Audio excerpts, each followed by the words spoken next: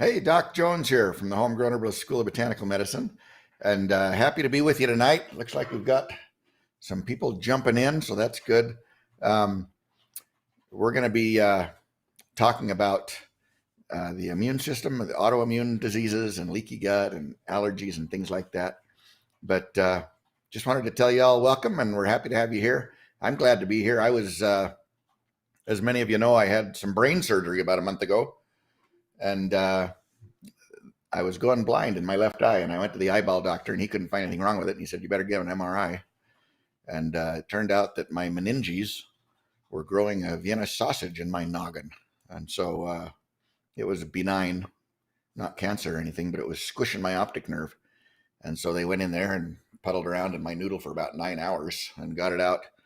And I'm just super grateful for all the support and the love and prayers and kind emails and cards and all kinds of sweet things. I just really appreciate all of you good folks and your kind thoughts and prayers. The guy that did the surgery was a world authority on that particular procedure, and so I was lucky that way. He's been doing it for a long time. I think he's about ready to retire. I think he might be thinking about going into fashion or hairstyling. He moved my part on my head. It used to be way over here, and then he moved it over here. But anyway, I think it looks pretty good. So anyway, great guy. But if you have questions at all, just type them into the chat box there, and we'll go through all of them at the end probably. And if you don't get, if you're watching this later because you live in Finland or something and you don't want to be up at 3 a.m. watching some guy yammer on about herbs for an hour, then just shoot me an email and I'd be delighted to answer those questions. So let's see, we got a few things on here.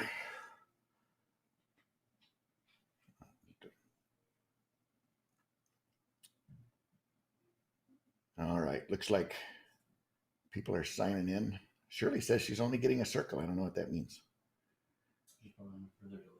You might be on a little bit longer delay, Shirley. That'd be my guess. Also want to thank Evan, my son and our IT guy here at Homegrown Herbalist. He's an amazing, amazing computer guy and gets all kinds of stuff done. So he's doing all this live stream stuff, which is very complicated. But anyway, happy to be here and happy to have Evan here and happy to have all of you here. So, like I said, we'll have questions at the end and put them all in the chat box there, and I'll be happy to answer them. All right. So you ready to get going, Evan? Yep. All right.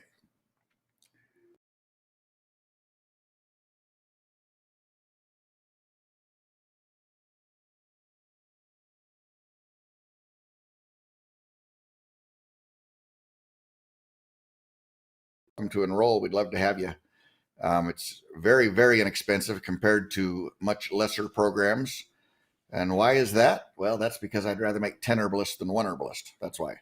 Also, I make a pretty good living spaying cats and stuff, so I don't need to make all my money off you guys. So anyway, Homegrown Herbalist School of Botanical Medicine. Oh, my buttons aren't working now. Oh, there they go.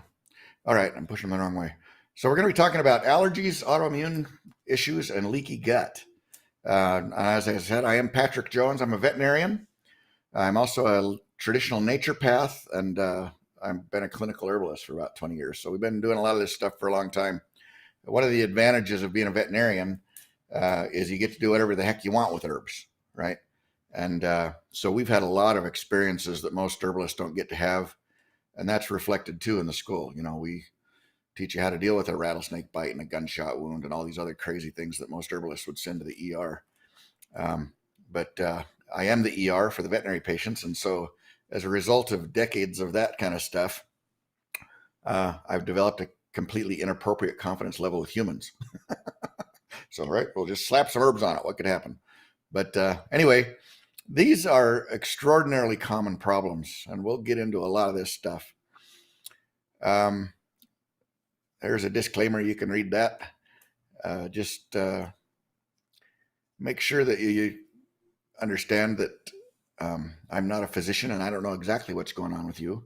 And it could be that you need a little bit more in-depth counseling than just a general lecture. But also, there's some stuff in the fine print here that's very important. You should probably read that. Also, this material is copyrighted. We'd appreciate it if you didn't share it with folks that didn't pay for it, because that would be stealing, and stealing is bad, right? We don't want to do that. So, allergies, autoimmunity, and leaky gut. So some things just before we start, I want to mention and remind you that herbs are drugs, right? I mean, they're pharmaceuticals. In fact, a lot of our pharmaceuticals that we have currently originally came from plant chemicals. A lot of times now they just make them up on a computer and type something in, and they got little pills spitting out of a machine next thing you know. But a lot of them originated as plants, and a lot of them still, even the modern stuff, is being derived from the chemistry is being derived from plants, and then so they're medicines, right? And if you combine them with other medicines, things can happen. So it's very important if you're taking pharmaceuticals to not combine herbs with those pharmaceuticals unless you talk to somebody that knows what they're doing, and that understands both of them.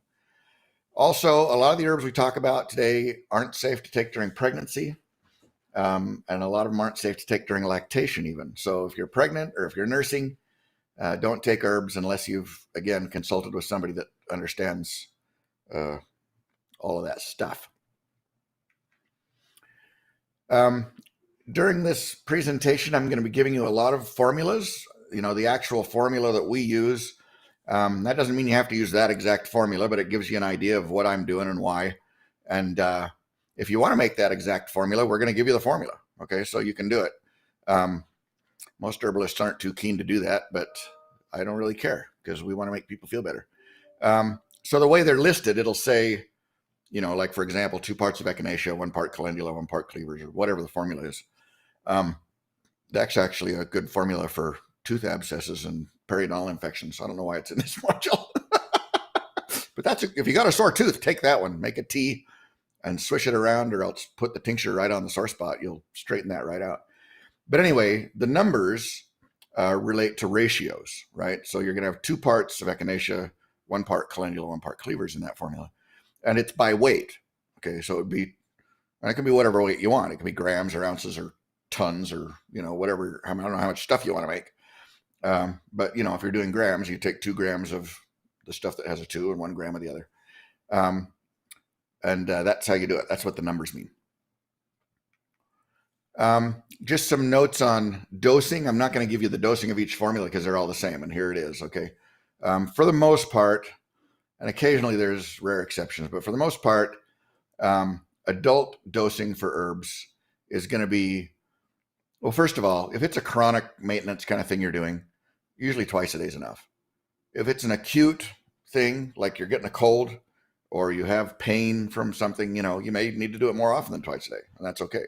A lot of times with allergies or asthma, people are taking that more often because they're having, more need, and that's okay to do that. You can take them 3 or 4 times a day. It won't hurt you. For powders, I usually recommend a teaspoon or 2. And when I say a teaspoon, I just mean a rounded teaspoon. You don't have to scrape them off. Teaspoon or 2 a couple times a day. For tinctures, we're going to go anywhere from a 1/4 teaspoon to a full teaspoon. And then with capsules, I'm going to have you take about 4 capsules. Again, 2 or 3 times a day. And, if it's an herb you've never taken before, it's not a bad idea to start on the low end of the dose and sort of see how you do and if you like it and if there's anything weird goes on.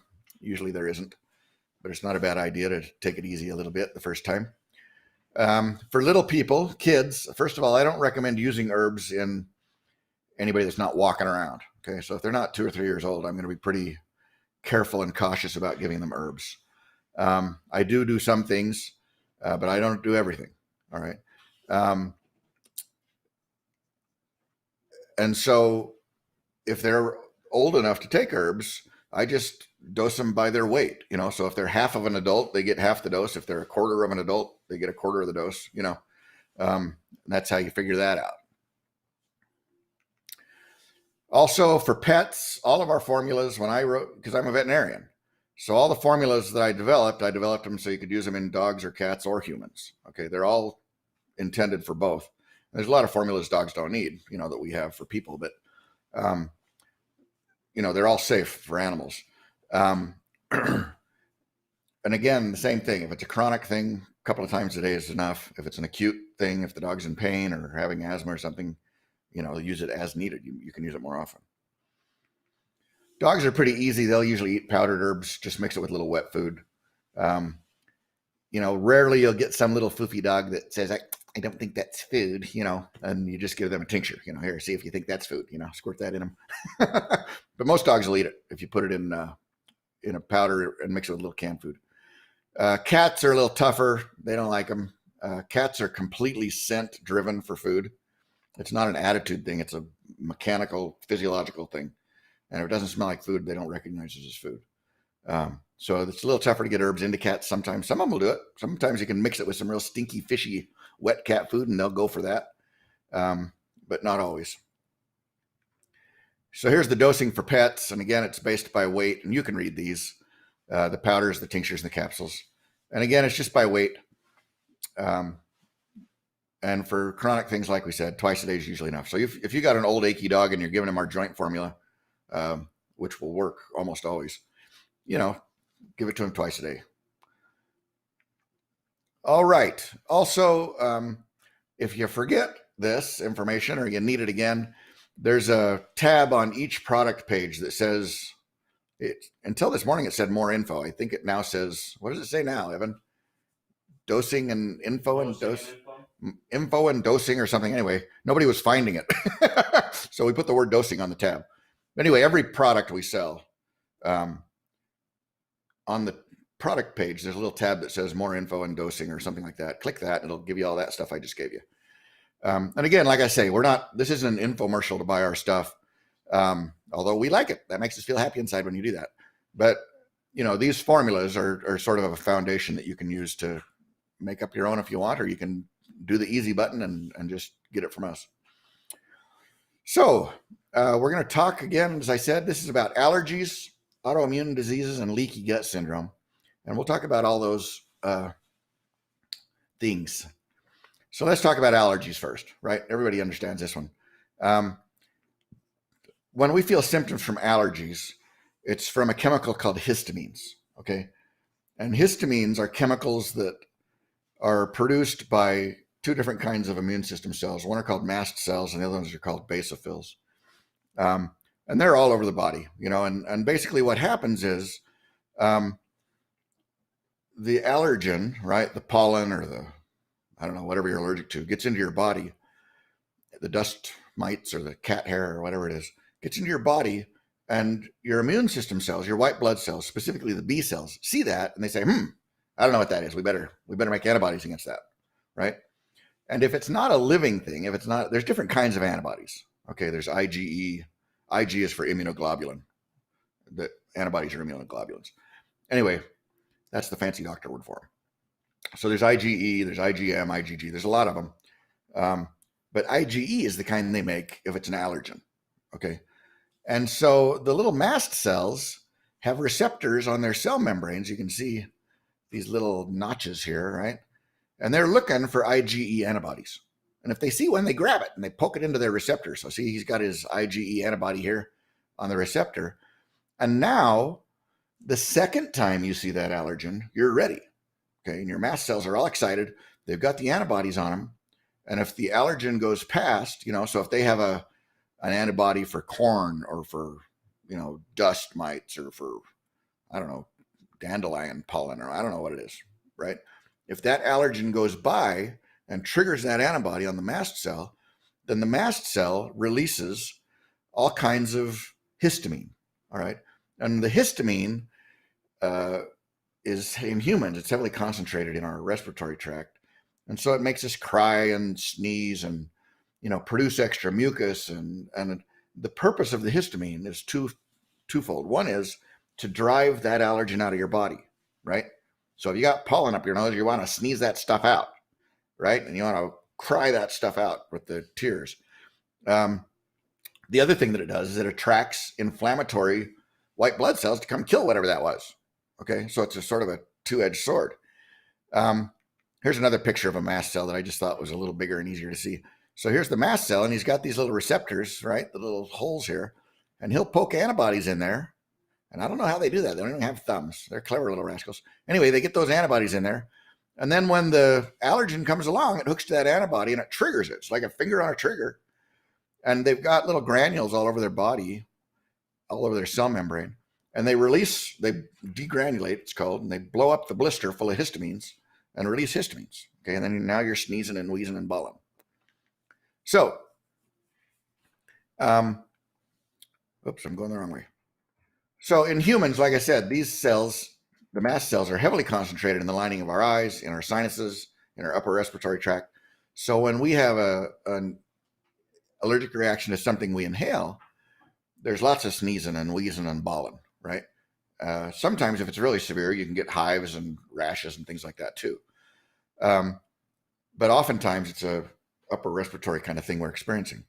In dogs, interestingly, I don't know if they didn't get the memo or what it was, but even if it's an inhaled allergy, if they're allergic to pollen or cats or whatever, even if it's an inhaled allergy, they don't have that response. Dogs don't sneeze from allergies almost ever. Dogs usually sneeze because they have a foxtail up their nose, right? Which is a whole other problem. But anyway, at least here in Idaho, that's why they sneeze.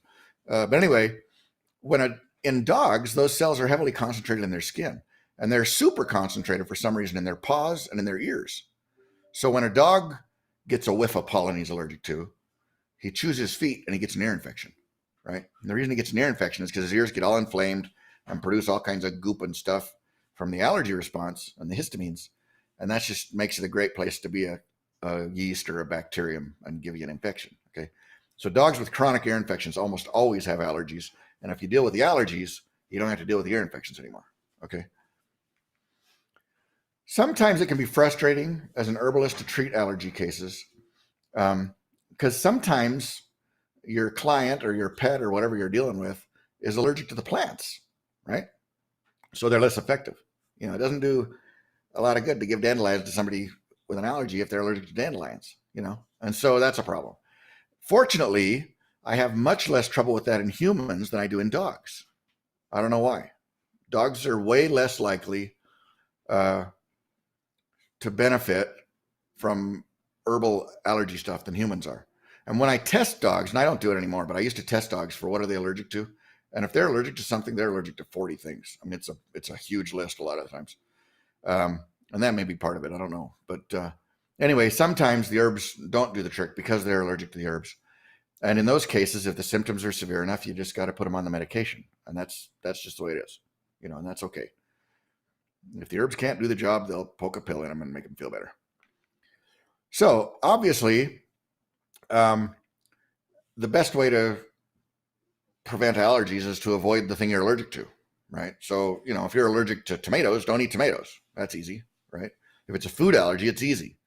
And that's always the first thing I do with people is have them keep a food journal and say, just write down what you're eating and see if it's a food allergy. Most of them, usually they know, you know, because they get that immediate response. With dogs, if it's a food allergy, you can put them on a food they've never seen before. With dogs, it's almost always corn or beef or chicken that they're allergic to. So if you go down to one of the big pet stores, buy something weird, you know, buy lamb and rice, or buy, you know, if you go to a big one like, you know, PetSmart or one of those guys, they'll have, you know, wildebeest and peas, you know, they'll have all kinds of weird stuff. And if it's a protein and a grain they've never seen before, they won't have an allergic reaction to it, right? And all of a sudden they're not itchy anymore. And so that's good if it's a food allergy in a dog. Also, raw food diets in dogs are typically much less allergenic than the processed non-foods that we're feeding them. We're doing the same things to our dogs that we're doing to ourselves. We're giving them all these super processed foods that have nothing to do with what people were eating 100 years ago.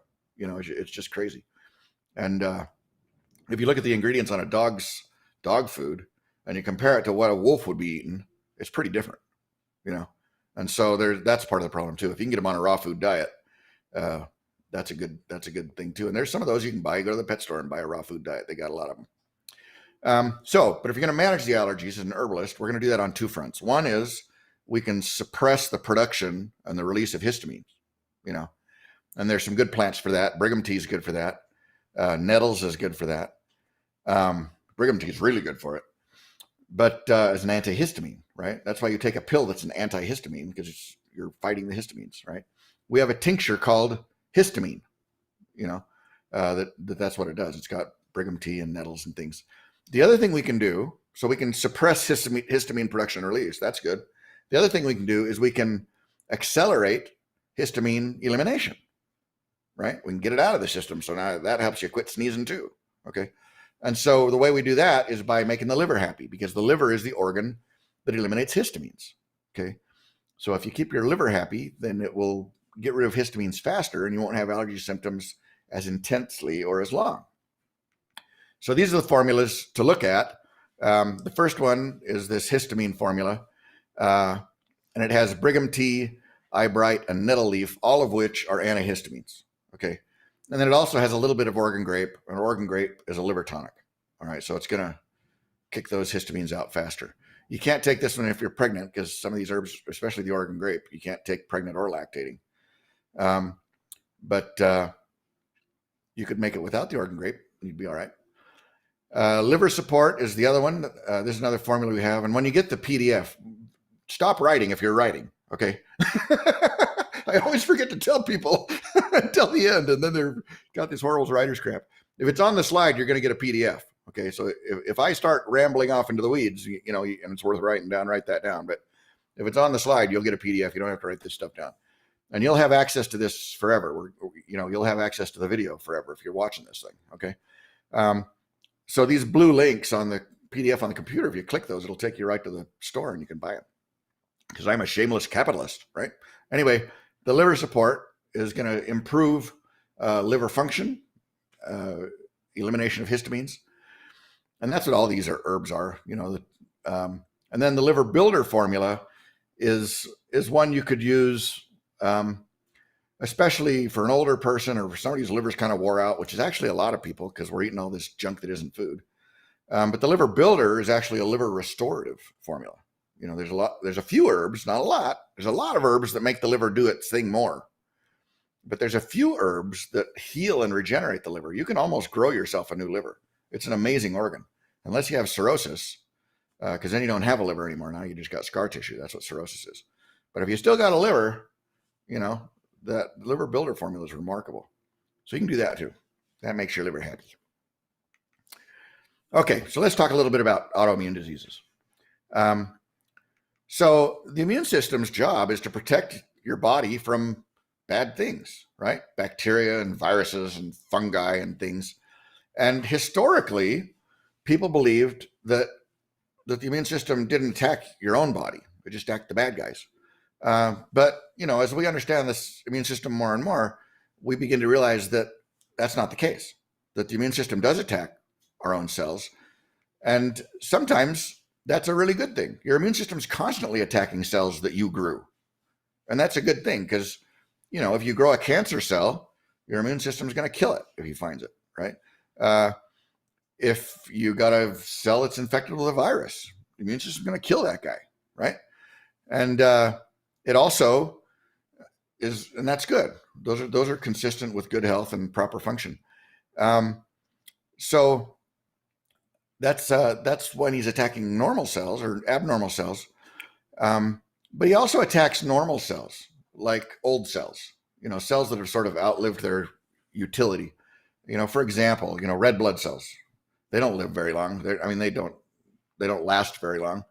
And so they get kind of old and pooped out. And your macrophages, which are the white blood cells that eat other cells, they eat those red blood cells that are wearing out. There's a lot of those guys in your spleen.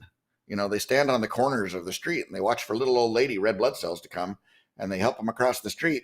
And halfway across the street, they eat them, right? So if you're a little old lady red blood cell, stay away from the Boy Scouts. It's all a trick, right? But, you know, they're eating those old guys so that they can get out of the way and you've got room for the new guys, right? And that's okay. That's normal. Sometimes, though, the line that defines a good, happy, normal cell from a diseased, cancerous, foreign cell, that line gets blurred. And your immune system starts crossing the line. And it starts attacking cells that are not supposed to get attacked, right? And that's what an autoimmune disease is. Autoimmune. Now you're immune to yourself. That's a bad idea, right?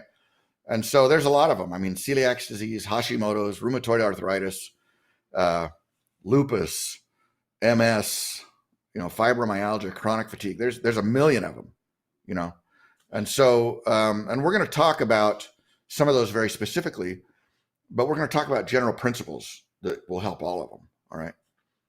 Because we don't have time to talk about all of them. Now, physicians, usually medical doctors, they treat allergies and autoimmune disease both with medications, right? For the allergies, they usually just give you antihistamines. If that's not enough, or if you have an autoimmune disease and you're allergic to yourself, kind of what's going on, right? Then they'll use pharmaceuticals like prednisone or prednisolone or dexamethasone, or, there's a lot of them. And basically what those chemicals do is they suppress your immune system. And they can have some pretty significant negative side effects. They can wipe out your adrenal glands and cause Cushing's disease. It's a problem. And so you have to be really careful with those. If you are on those, you want to use them at really, really low doses for as little as possible, as for short a time as possible. But some people have to take them, and that's the way it is, and that's okay if that's what you got to do. But it's not, it's not a harmless intervention. It's got some risk. Okay, so I want to talk about something weird. All right, and so I'm an herbalist, so I'm allowed to do that. I want to talk about leaky gut syndrome, also called increased intestinal permeability. All right, and a lot of people, including myself, believe that autoimmune diseases are often caused or at least made worse by leaky gut syndrome. Okay. And some physicians believe that too. Some physicians are right on it. Yeah, absolutely, that's going on. And some of them aren't. Some of them think that's ridiculous, because they didn't talk about it in medical school. So, but anyway, it's a little bit controversial. But the theory is that drugs or stress or inflammation or, bad diet, anything like that, a lot of things can cause damage to the cells lining your intestine, okay, and allow particles of stuff from your intestine to get into your body that shouldn't get into your body, all right? So to understand it, leaky gut, you have to really understand that the inside of your intestines is outside of your body, okay? So if you look at this picture, we got a bridge here, right? And there's a culvert, there's a pipe going under the bridge, all right? So the pipe is your intestine, okay? And the rocks that make the bridge, these are the cells that make your body, okay? So the stuff inside your intestine, that dirty water that's going through there is outside of your body. It's not getting in between these rocks. If the pipe's any good, right? We don't want it getting in and leaking into those rocks. That's why we got a good pipe here. And so another way to think about it is to think about like your body's like a donut, right? And if that seems too familiar with you, you might want to clean up your diet a little bit. But your body's a little bit like a donut, and then it has a hole running through it, which is your digestive system, okay? And so this cute gal can take her finger and she can poke it through the hole of the donut and not have her finger go into the donut. You understand what I'm saying? In other words, the hole is also outside the donut. Your digestive system is outside your body. And so that's how we have to think about it. So the intestines have all kinds of things in them, and some of them are great. There's Snickers bars in there, and there's tomatoes, and there's all kinds of yummy things we ate. And I don't know if Snicker bars are great, but you know what I mean. There's food, yeah, and vitamins and minerals and things. But there's also bacteria, and there's toxins, and there's, waste products, and there's all kinds of horrible, poisonous, gross stuff in our body, right? And so the cells that line your intestine develop these little receptors, these little purple guys. I don't know if they're actually purple, but they're these little receptors for very, very specific molecules. Okay. So there's a receptor for glucose. There's a receptor for vitamin C. There's a receptor for amino acids. Okay. And so when the cells see one of those, they grab it and they pull it inside the cell. All right.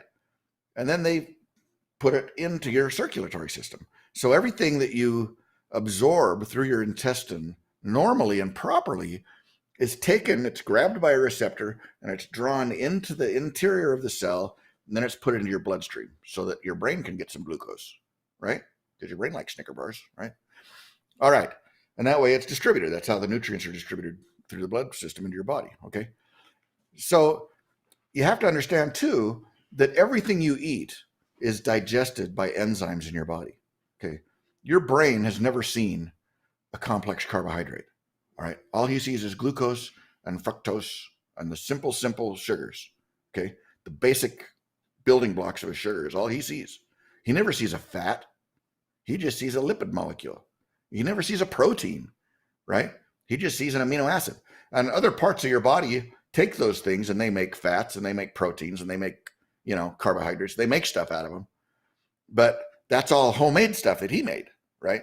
And so it's really important that your body not see other things or it freaks out because it doesn't know what they are, okay? So like I said, the leaky gut is when there's damage to the cells that line your intestine, okay? So if you look at this graphic here, we've got these little cells, and this is what they're supposed to look like. These are the little cells that line your intestine, right? If you're a boy, they're blue, but these ones are pink, so this is probably a girl's intestine. But anyway, they've got the little villi on them, which are the little fingers, and the little fingers are covered with the receptors that grab things they want to eat, right? It increases the surface area. But there's no way to get between those cells, all right? They have normal tight junctions. Well, if you get leaky gut from stress or from drugs or from whatever, from an infection, well, now we're breaking down the space in between these cells, and now stuff can get between the cells, right?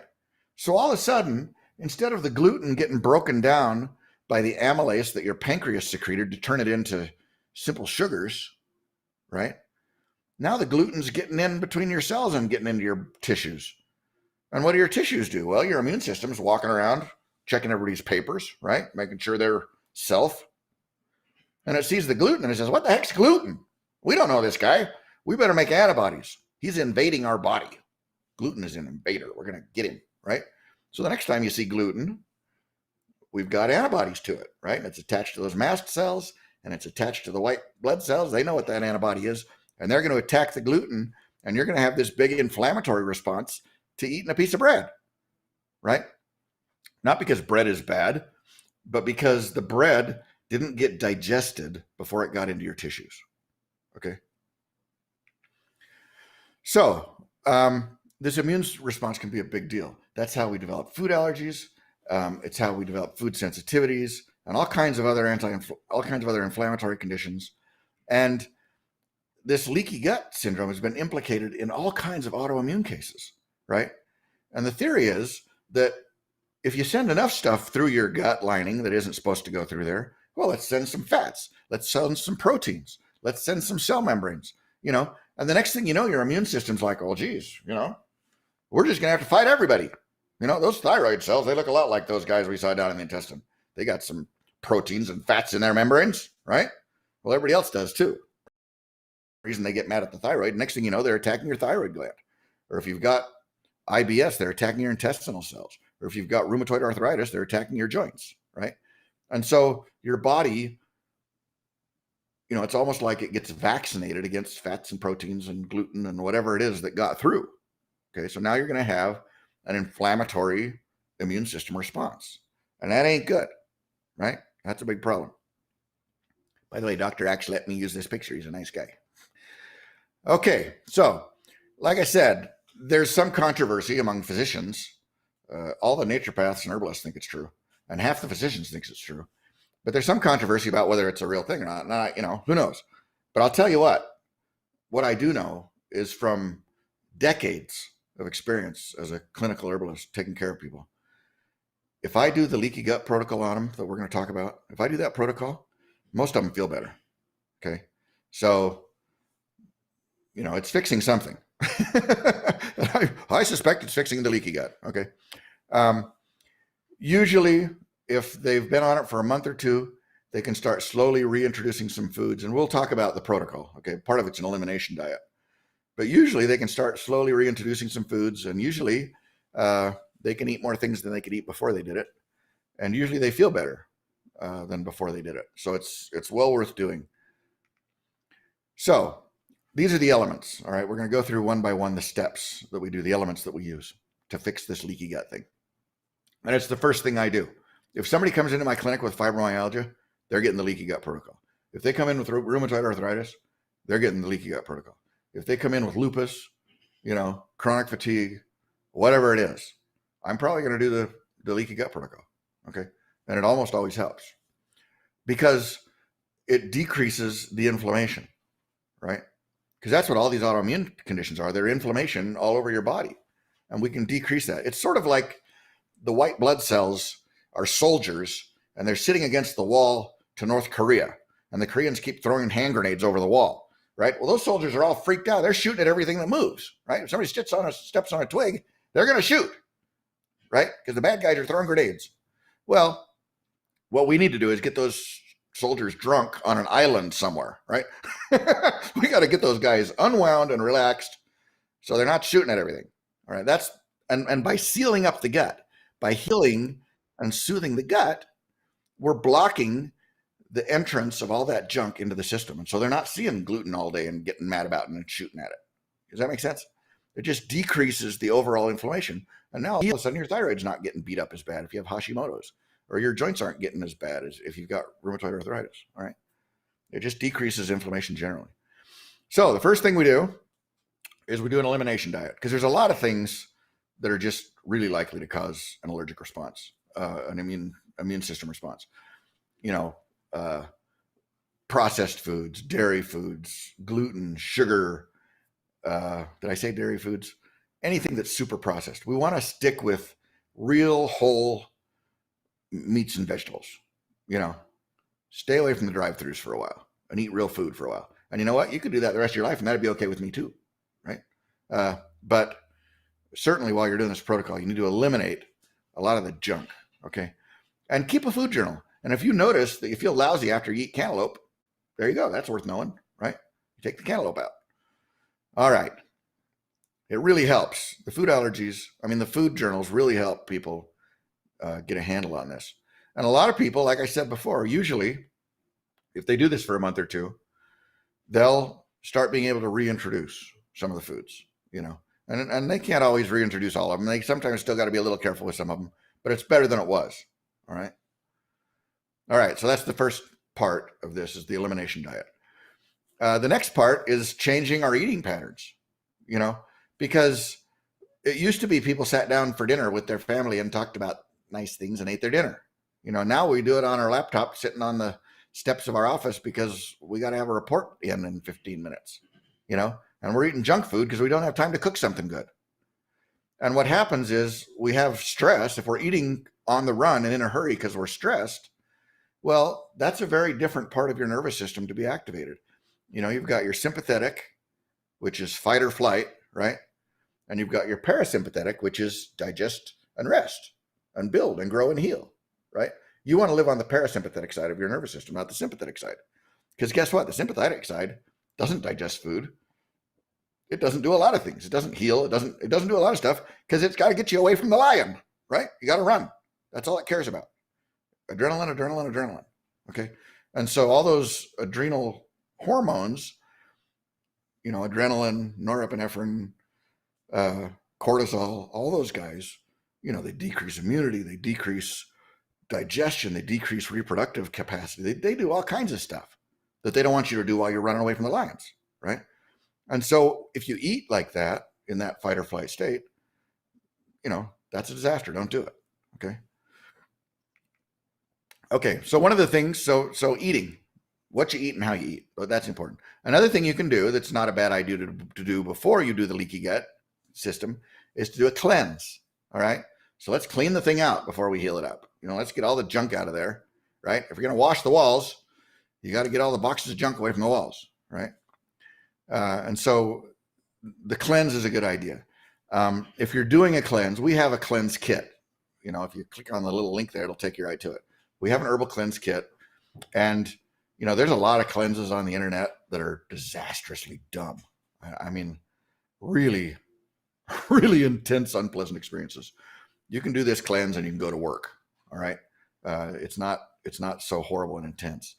It follows a much more natural system. We used to cleanse every spring, when we came out of our huts in the winter and started eating fresh vegetables and plants, we were doing an herbal cleanse, basically.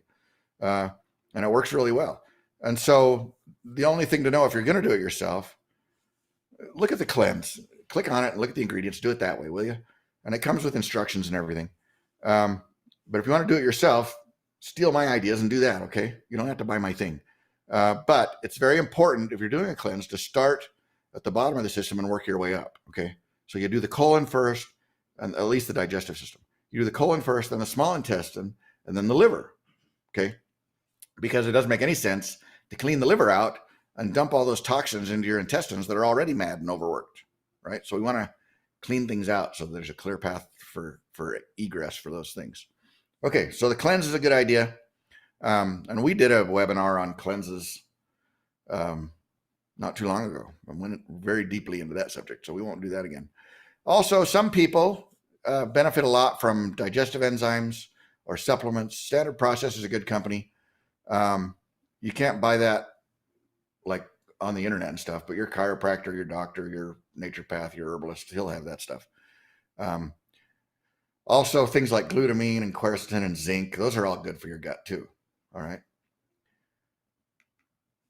And then the other thing you can do that's very beneficial is to repopulate and correct the imbalances in your bacteria in your gut, right?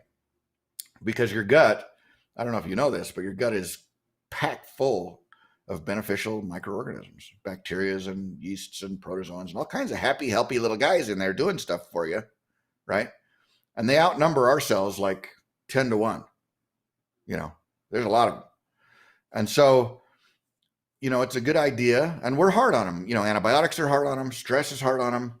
Eating too much processed, refined carbohydrates and sugar is hard on them because that feeds the yeast, the candida, and the candida outcompetes him because now he's getting all the groceries, right? And so, and a candida cleanse is part of that cleanse we just talked about. But anyway, it's, those guys are getting beat up pretty bad sometimes. And so you can take probiotics, which are just, little bacteria in a capsule. An even better way, and a really good way, is to eat fermented foods, sauerkraut and miso and kefir and kombucha and all those things. Make your own. There's all kinds of websites. There's a gal named Joanne Seal who's wonderful. She lives down in Utah, and she has a blog. I think it's called Fermenting in Utah. She teaches you all about how to ferment foods and make things like that. And I think she used to, probably still does, sell little starter cultures for kefirs and this and that. That's fun. Do that. The other thing you can do is you can take a prebiotic. All right. Now, a prebiotic is basically just plants that those bacteria love to eat. Okay. Most of those plants are roots, and most of them have a lot of a fiber, an insoluble fiber that mammals can't even digest, called inulin. Okay. It's an insoluble fiber, but the bacteria can digest it and they love it. It's really good for them. Okay. And it's really good for you too, because it's a bulking fiber laxative. It's good for cleaning your guts out and keeping things moving. But mostly it feeds those happy bugs. All right. And the candida don't like it. So that's good. They're getting enough donuts already. Okay. So, for the leaky gut protocol, there is different products that we use. There's a little bit of bentonite clay. There's a little bit of marshmallow, which is really good for the gut. There's some slippery elm in there, some plantain, some licorice.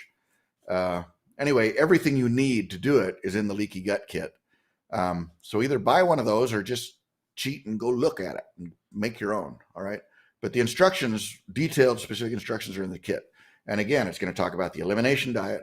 It's going to talk about all the other stuff that we've talked about for how to get your gut healed up. And if you'll do that, it'll soothe and heal your intestine, and the gaps between those cells, the tight junctions, will heal up. And now you're not getting all those macromolecules, the glutens and the proteins and all this weird, and the bacteria and the poop and all the other awful stuff that's in your guts. Now that's not going into your tissues and making your immune system really mad. All right. Okay, so let's talk about some other herbal interventions for autoimmune diseases. Okay, so the leaky gut's the first thing I do. And then sometimes I will use other herbs. There's a lot of herbs that are very good for calming the immune system down, not suppressing it like prednisone does so that you catch everything that comes along, but modulating it and making it work like it's supposed to, calming down the crazy stuff. The plants are better than the drugs, in my opinion. And I use both as a veterinarian. Okay. Sometimes I got to use the drugs, but I like the plants better if I can. Okay. Because those dogs don't have side effects. All right. So there's a lot of herbs that are very similar to prednisone, like yucca. Not a lot of herbs, but there's some herbs. Yucca root is one of them. And it works very much like prednisone, but it doesn't have nearly the side effects, because it's natural. A lot of these pharmaceuticals we have were derived from plants, right? But they don't use the whole plant. They used to have guys called ethnobotanists, and they'd put them in a canoe and have them paddle up the Amazon to see what the headhunters are using for acne and for menstrual cramps and for brain cancer, right? And they'd bring all those plants home to the laboratory and stick them in a mass spectrophotometer, and they'd see that there's 47 chemicals in that plant. And they'd look at those 47 chemicals and say, that's the one right there, number 23, that's the one we want. And they'd push a button, and the next thing you know, you got little purple pills coming out of a machine somewhere. Right? It's a little more complicated than that, but that's the basic idea, right?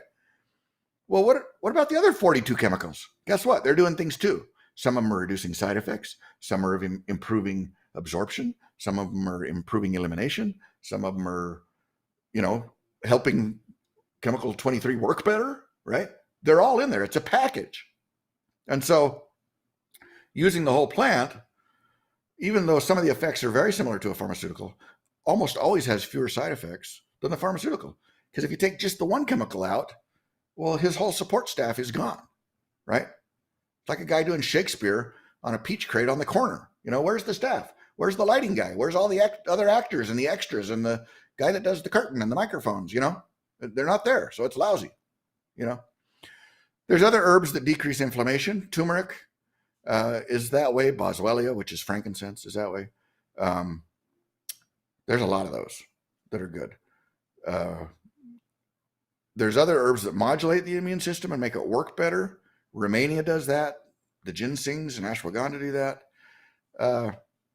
And then, of course, what if you get sick and your immune system's already mad? Do you want to stimulate it? That's a good question, isn't it? Because we have a formula called immunity support, and people often ask me, hey, I got fibromyalgia, should I take this? And I say, well, it kind of depends on what you're fighting, But usually, if you're just going to take it for a couple of days to get over that cold, yeah, sure. And you might be a little more miserable with your fibromyalgia, but you'll kill the cold, right? But another option is to use herbs like astragalus, which helps the immune system work better, but it's not inflammatory. You know what I mean? So if you're really susceptible to stimulation of your immune system making your autoimmune condition worse, take astragalus, because that'll help when you're sick, because that'll help the immune system without getting everybody all flared up. Okay. All right. Now, so after I've done the leaky gut thing, some of those herbs are in these formulas. Okay. And one is called ImmuCool and one's called Immunity Auto Calm. And I use one or the other. Sometimes I'll muscle test them. Sometimes I flip a coin. Sometimes I just grab the one that's close. One or the other will usually do the trick. If it doesn't, I try the other one. And if that doesn't work, I try both, right? But this is usually after I've done the leaky gut thing, all right?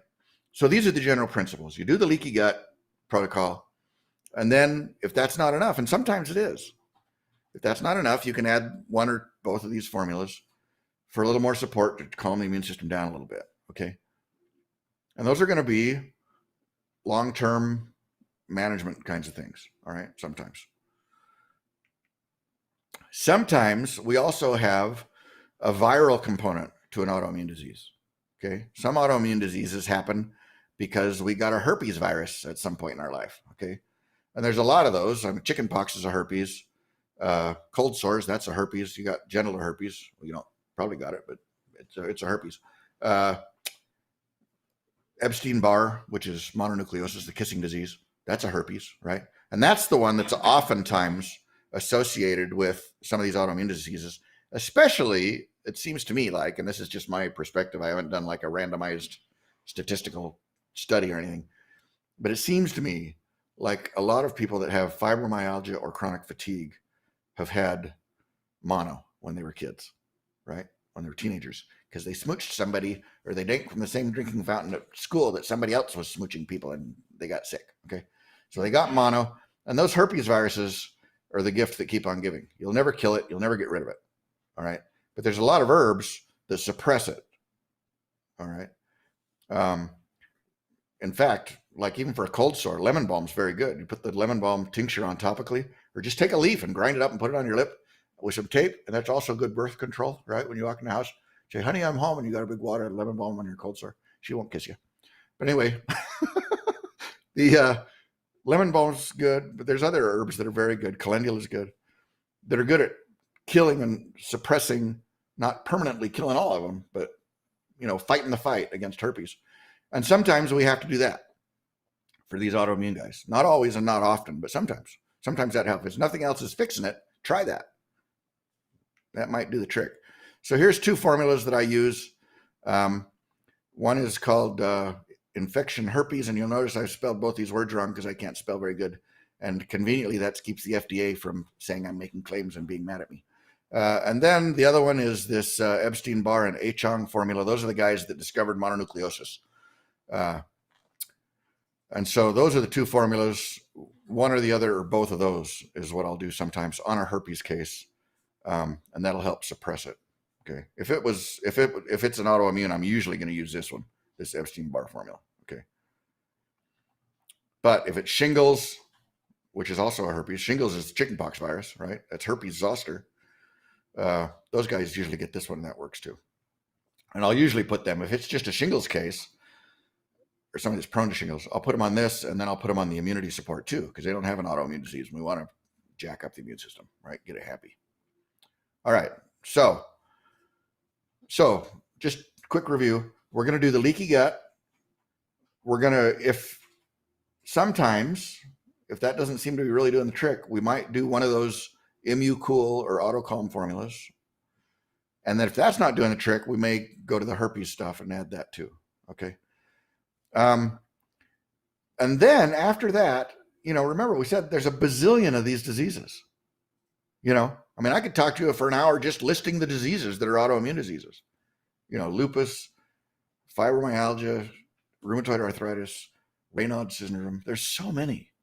They're making up a new one every week, it seems like, and discovering that it's an autoimmune disease. And so what do you do for them? Well, you do those general things we just talked about, and then you address the symptoms. Okay, to help. All right. So let's go just through a few of these so you kind of get the idea of what I'm talking about. All right. So first of all, let's talk about Hashimoto's disease. And Hashimoto's disease is a thyroid inflammation caused by your immune system attacking your thyroid gland, which is rude, right? But anyway, that's what's going on. And basically, you do the same things we've just talked about, the general principles, right? And then sometimes if their thyroid production is low, you can give them this thyroid stim formula. Now, this works better than nothing. I have a daughter that has Hashimoto's, and we had her on this for a while, and she felt better than she did when she wasn't on it. All right. But she didn't feel as good as she felt when she was taking the thyroid hormone. Okay. So it's not as strong as thyroid hormone. But if you're absolutely against the thyroid hormone, you could sure try this. Or if it's the apocalypse and you can't buy thyroid hormone anymore, you can try this. All right. This is not a replacement for thyroid hormone like the pill is. This stimulates your thyroid to produce it. So if some physician took your thyroid out, this isn't going to help as much, right? Because you don't have a thyroid to stimulate. I can't believe, I was at a conference a couple of years ago down in Salt Lake, big conference. And I was there for 3 days. And I think I had like 5 or 6 people come up to tell me exactly the same story, that they had a thyroid issue and a little nodule, right? They got an MRI or something, saw a little lump on their thyroid. They went in for surgery, and the surgeon removed their thyroid gland and sent it to pathology to see if it was cancer. Because they don't need that, because I can give them a pill, right? instead of taking a piece of the lump and sending it to pathology to see if they should be taking out the guy's gland and making him dependent on a pharmaceutical for the rest of his life. It was crazy. And the crazy part isn't that happened. The crazy part is that those 6 people, every one of them, the pathology report came back that it wasn't cancer. Okay. They just had a lump there. So now they don't have a thyroid gland because the surgeon wasn't willing to wait half an hour for the pathologist to tell him what it was. Insane. And I love doctors. I got 2 brothers I got 2 brothers and a brother-in-law that are doctors. Great guys, right? And really, I mean, I got a guy down in Salt Lake that I quite like who fixed my hair part, right? He was a doctor. I like those guys. They're brilliant, great diagnosticians, and they're great mechanics. No question. Some of them are quite good internists. But when you get into some of this long-term chronic stuff, their tools are not as effective, in my opinion, as a lot of our herbal stuff. So anyway, what were we talking about? Hashimoto's. So if you have Hashimoto's, you do the leaky gut, right? Maybe you do the Immucool or the Autocalm. And then you can use the thyroid stem, right? Because you need more thyroid hormone. Or you can just take the thyroid hormone. One thing I will say is that a lot of herbalists recommend kelp or bladder wrack, which are both seaweeds, for Hashimoto's. And the reason they do this, much as I love them, is because they have no idea what they're talking about. Okay. Both of those plants will make Hashimoto's worse. Okay. Because they stimulate and activate and aggravate the thyroid gland, which is good if you have low thyroid and you don't have Hashimoto's, right? But it's bad if you have Hashimoto's because it just makes everything more angry and inflamed. So don't take kelp or bladder wrack if you have Hashimoto's. If you have low thyroid, if you have hypothyroidism and it's not because of an autoimmune disease, yeah, kelp's great. Take that, right? But don't take it if it's Hashimoto's, okay? And that's why there's no kelp in my formula, because somebody would take it. They wouldn't get this little lecture and they would take it, right? Anyway, those herbalists are nice, but they're wrong on that one because they didn't study enough. Okay, let's talk about rheumatoid arthritis. This is another autoimmune disease, okay? Rheumatoid arthritis is when the immune system attacks the joints, the cartilage between your joints, especially in the hands and feet, but everywhere. And it's very inflammatory and it's very painful, right? Because they're fighting and attacking. So what are we going to do? Well, we're going to do what we did with everything else. We're going to do the leaky gut. Maybe we'll do some Immucool and Autocalm, right? But we still got really sore hands, okay? And so there's some things we can do for that are really helpful. We have a formula called Joint Support, and you don't have to buy this formula. You can make it yourself or make something similar. It has boswellia and turmeric, which both are very good anti-inflammatories, and they have together sort of a 1 + 1 = 3 synergistic effect. Those 2 herbs, they really like each other. Also, speaking of turmeric, it's very, very important to take some black pepper with it. And you say, well, why isn't there black pepper in your formula? It's because it has to be fresh ground black pepper. If it's been ground for a week, it's no good. All right. So the stuff you buy at the store is no good unless it hasn't been ground up yet. So when you're taking the joint formula, or if you're just taking turmeric, take some ground black pepper with it because it increases the absorbability, like the bioavailability, by like 6,000%. It's astoundingly better. And why is that? Well, because your liver would rather flirt with the black pepper because she's a little bit hot, right? Than the turmeric, who's a boring guy from India, right? So if you take them both, the turmeric slips right past while the liver's flirting with the black pepper trying to get her phone number. All right. So that's an important thing with this joint formula. Take some black pepper with it. Who else is in there? Black cohosh. That's an antispasmodic. So it relaxes muscle spasms. Sometimes when you get pain, you get muscle spasms, which makes more pain. Burdock. Burdock is good for joint pain. Why? Well, it's not anti-inflammatory and it's not unnerving. How come it makes it not hurt? Well, because it makes your liver and kidneys work better. And so you have fewer toxins and junk in your blood to precipitate in your joints and cause inflammation. Okay. So that's what the burdock's doing. Burdock by itself helps arthritis. It's amazing. It does the same thing with eczema and psoriasis. It doesn't do anything for your skin. It makes your liver happy. And if your liver's happy, your body doesn't have to try and export toxins through your skin because now they're going through your liver and kidneys like they're supposed to. Okay. So burdock's good for eczema and psoriasis too. which can also accompany autoimmune diseases, right? So burdoc's a good choice for those ones. Devil's claw and yucca are both anti-inflammatory, like prednisone is, but not in a bad way. And then ginger root just warms things up and makes them work better. It has some anti-inflammatory properties too, but it's more because of the circulation improvement and the movement. So joint support's good. You can use that internally or topically. Be careful because the turmeric will make all your clothes yellow. All right, it'll stain like crazy. Internally is probably better. And I have 1 million dogs on that formula. I mean, it's just over the years I can count on one hand the dogs in my practice that are on pills for arthritis pain. They're mostly taking joint support.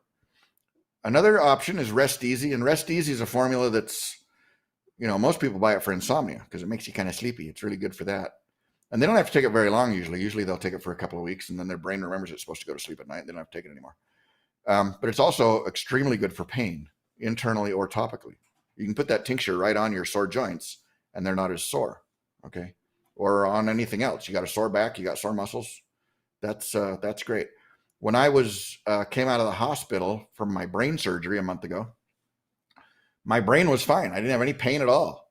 I had no pain at all in my head, hardly, even from the incision. I mean, it was not a big deal, but I could hardly walk. My back was so screwed up from being strapped to a table for 9 hours and then being in a hospital bed for a week. I mean, my sacrum was so whacked out of joint, I could hardly step on my legs. And my wife got me home, and she's a naturopath, and she does naturopathy like I do. And so she tossed me on the massage table, and she put Rest Easy on my sacrum topically. The tincture, just sprayed it on. And she sprayed some No More Spasms, which we'll talk about in a minute, which is a muscle relaxant. Sprayed that on. And then she put my sacrum back where it was supposed to be. And I stood up and I was done. I was all fixed, half an hour and I was feeling better. So anyway, Rest Easy is really good for pain. I've used it on a lot of pain cases. If you take it internally, it'll make you sleepy. So be careful if you don't want to be sleepy. And then we have also this lotion. You can make lotions. This is just a lotion that you can put on that's good it's basically the joint formula without the turmeric, so it doesn't make your clothes yellow. But that works too. So, with the rheumatoid arthritis, we're going to deal with the autoimmune stuff, but we're also going to deal with the pain. Make sense? All right, well, let's talk about some of the gut things, and there's a lot of these. There's Crohn's disease, there's IBS, irritable bowel syndrome, IBD, which is inflammatory bowel disease, ulcerative colitis. There's a lot of these really uncomfortable gastrointestinal things, okay? So what are we going to do for those? Well, we're going to do the same general principles, right? Do the leaky gut. They really like that. Maybe do the Immucool or AutoCalm if you think you need to. But then we're going to support that digestive system, okay? We have a formula called Digestive Support that fixes almost anything in your guts. It just really, really makes your guts happy. And then we also have this formula called IBS formula. And IBS, of course, stands for internal bowel support, right? We're not making any claims here. But people that have IBS like it. And so this one is also very good for ulcerative colitis. It's very good for Crohn's because they're all doing the same thing. They're inflaming the gut, and the gut gets mad and it has spasms, which makes it hurt worse. Okay? So they're all doing the same thing. And these plants are great. Let's talk about a couple of these. The calendula is an antibiotic and an anti-inflammatory. So it's ulcerative colitis. It's going to kill the bugs that are infecting those ulcers. That's good. But it's also anti-inflammatory. Chamomile is a nervine, calms and puts the guts to sleep a little bit so they quit cramping. Cramp bark really makes them quit cramping because it's an antispasmodic. Marshmallow root is soothing, has a lot of mucilage in it. And then passion flower, which is also, it's a nervine.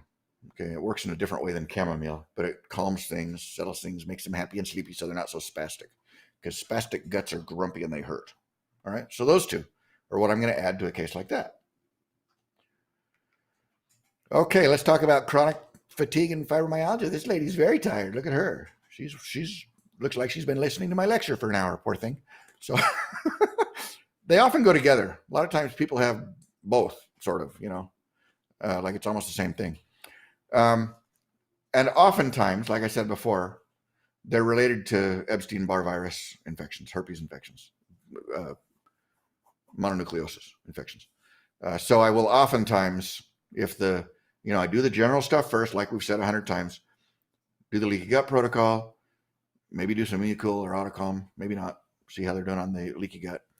And then on some of them, if that's not working, if that's not enough, then I'm going to do those herpes formulas that we talked about back when we talked about the viral infections. Okay. And then they got pain. So what am I going to do for the pain? Well, I'm going to use the joint support. That's a good anti-inflammatory. I'm going to use the Rest Easy, maybe. That's good for pain on a nerve level, right? So the joint support settles inflammation, and the nerves support, the nervines in Rest Easy, make things calm down and not be so silly, right? I also sometimes, not always, but if they're having any muscle spasming as part of their fibromyalgia, then this No More Spasms formula works great. That's great for spasms anywhere in your body. It's good for uterine cramps. It's good for gut problems. It's good for muscle spasms, any kind of thing that's a muscle spasm, this formula is really good for. And then for the chronic fatigue, I'm going to do the memory and alertness formula. Okay. And this has two benefits. One is it makes your brain work better and it wakes you up. That's good, right? And how's it doing that? Well, the ginkgo is improved circulation. It's a vasodilator, so it opens up the blood vessels to your brain. It's also good for your heart for the same reason, because it's opening up your blood vessels there. It's good for numb fingers and stuff because it's opening up your blood vessels, right? That's the principle. It's improving circulation. Sage is mostly for the memory part. And then it's got ashwagandha and ginseng in it. And those both are stimulating. They wake you up. Okay, and that's good. But they're also, both of them, have some benefits for modulating your immune system. They're immune stimulating for fighting disease, but they also modulate and make the immune system behave better. So, the Siberian ginseng is in the Autocalm formula, right? And the only reason I put the Panax in this one is because it's zingier. It's a little bit zingier than the Siberian. Not a lot, but a little bit. Okay. All right. Where's my button? There's a button. Okay. So let's talk about multiple sclerosis. So multiple sclerosis is a horrible condition. What happens is that your immune system attacks the myelin sheaths on your nerves. Okay. And so the nerve impulses can't bounce along those sheaths and get to your brain and back to your fingers and whatever. And so you get dysfunction in your nerves. And now the nerves don't do what they're supposed to do, and pretty soon you're paralyzed, and it's horrible. So I'm going to do the same things that we've talked about, because if we can decrease inflammation, if we can decrease the hyperactivity of the immune system, it might help this a little. But one of the other things I've done is teasel. And, if you've read my book, you've probably heard this story, but I'll tell you again anyway. I was driving down the road with a buddy of mine who's a plant scientist. He's got a degree in plant science from a university. We're driving down the road, and I saw this plant in the borrow pit. This plant here. It's tall, sticking up out of the borrow pit. And I had the most intense feeling, you got to get to know that plant right now. And I asked my buddy, I said, hey, what's that plant? And he says, I don't know. And I told him he should get his money back from the college that gave him the plant science diploma, right? He got to know stuff like that. But anyway, he didn't know what it was. And then about a week later, I saw it again, and I was on a buddy's house, and I had that same feeling, that intense, dig this up, man. You got to have this plant. This is important medicinal. And I asked my friend, what is that? He says, it's teasel. And he's an herbalist too. And I said, is it good for anything? What's it good for? He says, I don't know that it's good for anything. I said, no. It's really good for something. And I actually dug up some of the roots.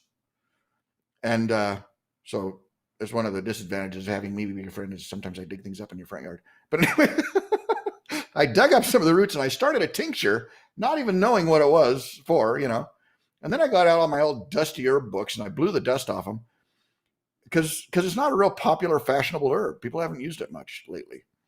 And so I looked in my old books, and sure enough, teasel is good for things. It's good for Lyme's disease, which they're still using it for. It's had a resurgence in popularity for the Lyme's. It's good for Lyme's, and it's good for neuralgia, for weird nerve pain. Okay. And in fact, the name in Chinese for teasel, which I can't remember, they may have removed that when they did the brain surgery. I'm not sure. I can't remember that name. Don't feel bad. I couldn't remember it a month ago either. Anyway, the Chinese names means restores that which is broken, right? restores that which was broken. It doesn't just knock it out for an hour. It fixes it. Okay. Sometimes your nerves get mad. They have some bad experience and they forget that their job is to just tell you what the fingers are doing today, not to tell you that they got hit with a hammer a month ago, right? They're still wound up about the hammer. And so sometimes you can interrupt that bad habit. It's like when you have a computer that freezes up, right? And the only way to fix it is to turn it off and turn it on so it remembers what its job is, right? And so Teasel seems to do that for some cases, not for all of them, but for some cases, it fixes it. It's really unusual. So anyway, I'm reading this and I'm thinking, okay, well that's great. I don't know anybody with Lyme's disease because I live in Idaho and we don't have very much of that. And I don't know anybody that has weird nerve pain, right? But okay, I'll make the tincture. That'll be fun. I learned about a new plant. That's fun, right? So the day I was pressing the tincture, 2 weeks later, I was actually literally pressing the tincture. A lady walks into my office. She says, "Doc, I have got this horrible pain in my back. I was in a car accident years ago and I've got all this scar tissue and all this nerve entrapment and I just hurt all the time and nothing fixes it. Do you have anything for that kind of nerve pain?" And I'm like, maybe I do. I'm almost done pressing it, right? And I gave her some and it fixed it. It turned it off. She took it for about 2 weeks and the pain was resolved, right? Because it rebooted those nerves.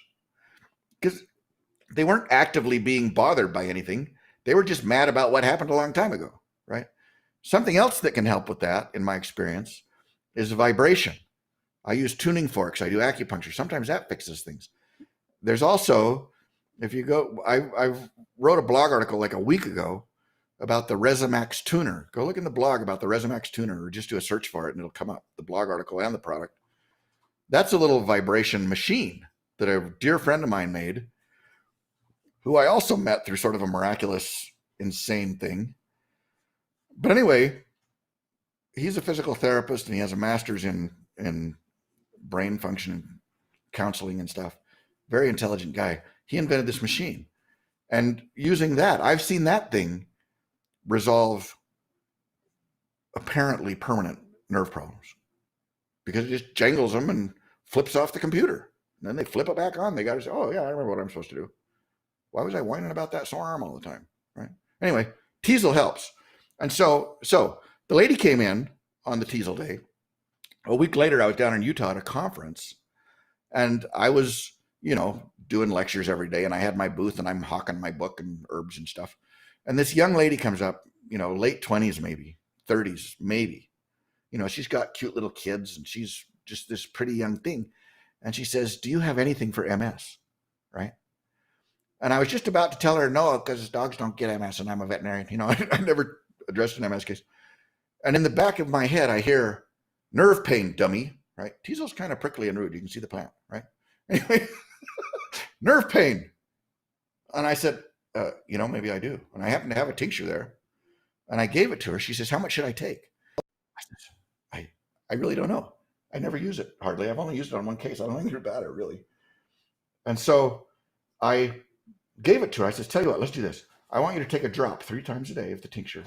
And I want you to increase it by a drop every day.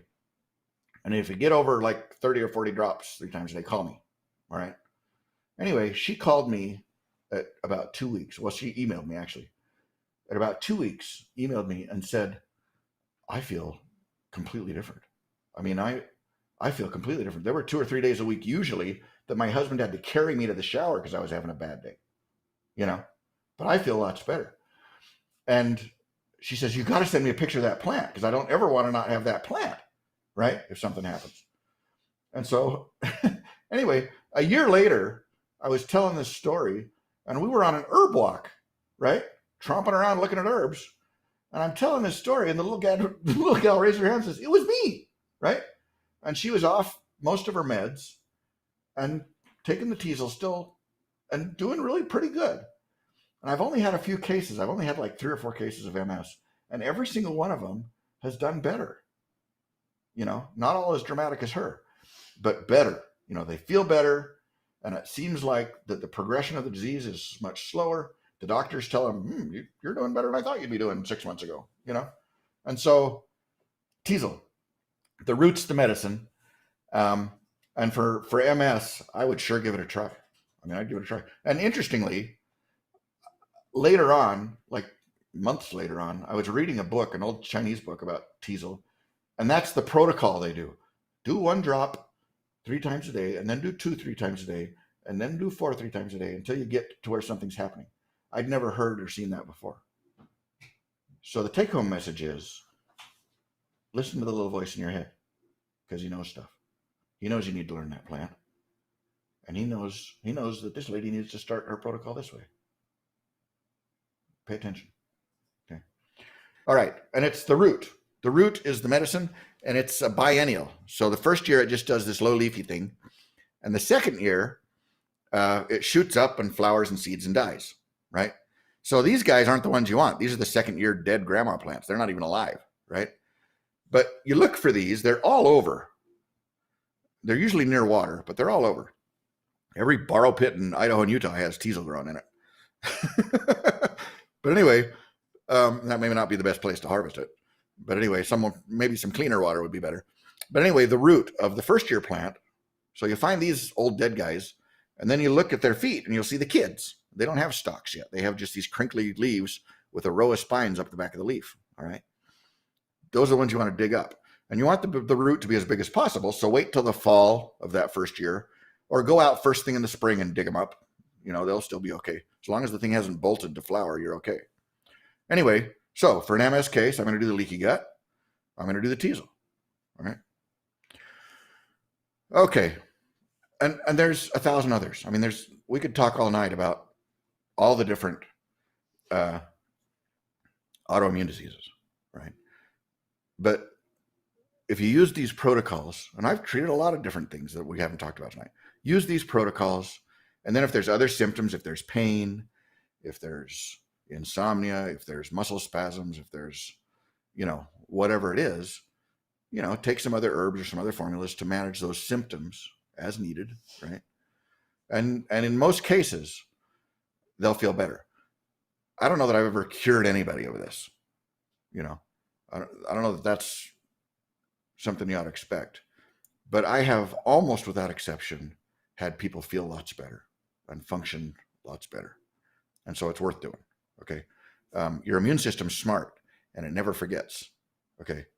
So it's not like you're going to talk them out of that gluten intolerance. They don't like gluten. They saw it once and they're going to make antibodies. But if you can calm them down, if you can decrease the exposure, pretty soon they'll get so bored thinking about gluten that they won't be making very many antibodies and it won't be as much of an issue. Okay. That's basically what we're doing. All right. Okay, so just as a shameless commercial announcement, we do have the Leaky Gut Kit. Oh, and this is not a picture of the Leaky Gut Kit. This is the Herbal Cleanse Kit picture, which we also have. But anyway, if you got innards, you probably ought to get this kit. Both of those kits would be a good idea.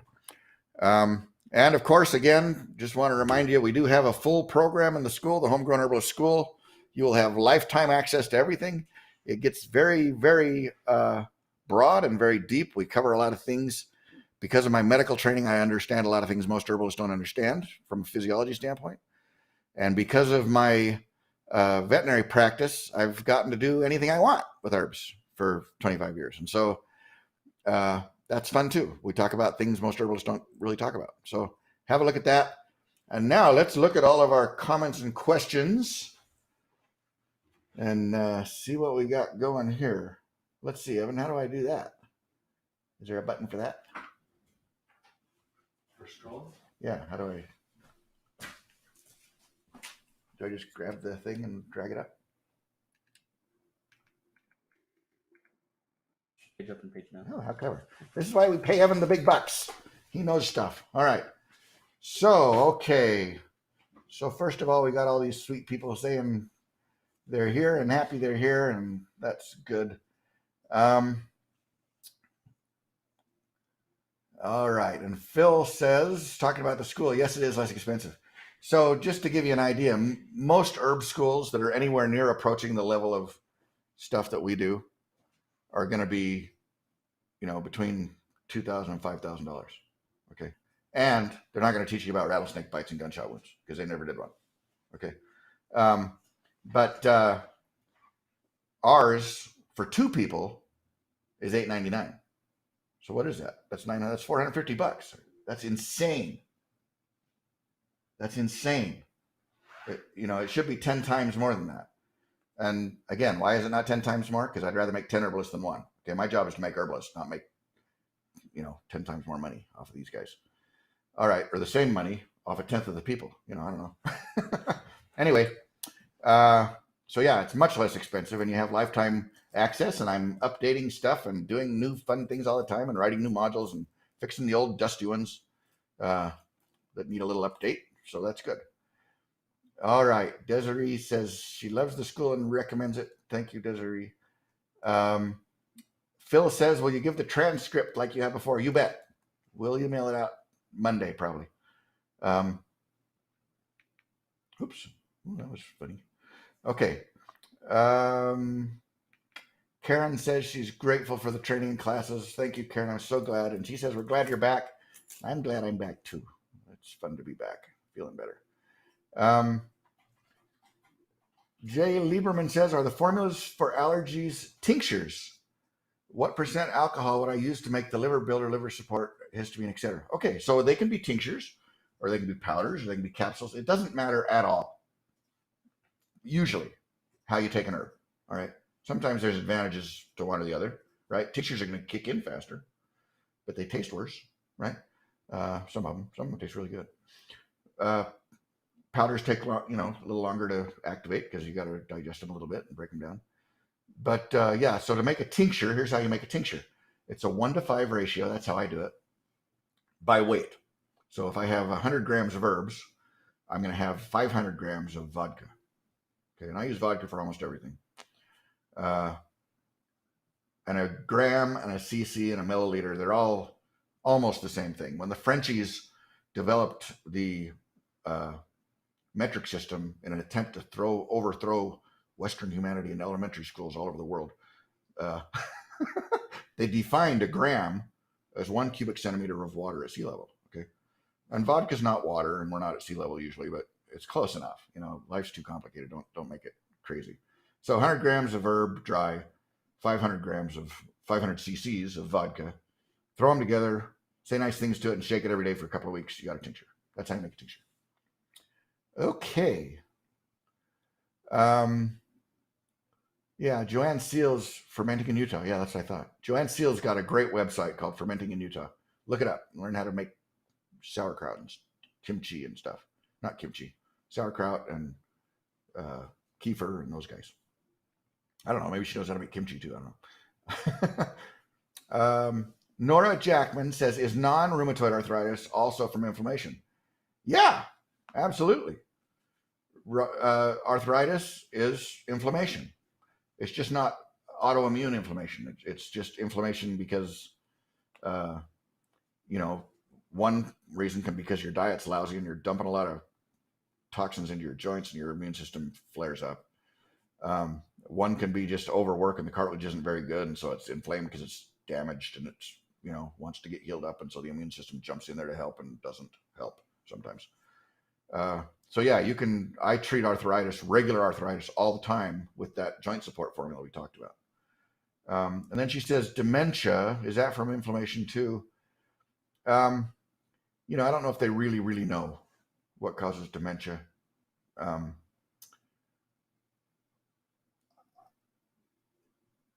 don't know, and she has to they can be reversed. I don't know if they can be reversed. The arthritis can certainly be slowed down and can certainly be made to feel better, but that's going to be a long-term symptom relief thing, not a cure usually.